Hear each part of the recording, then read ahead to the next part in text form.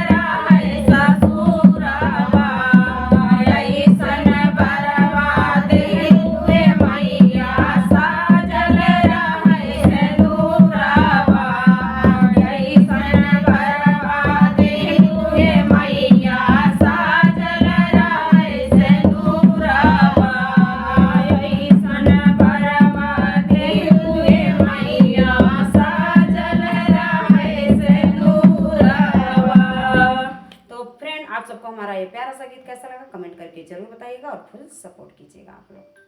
हाँ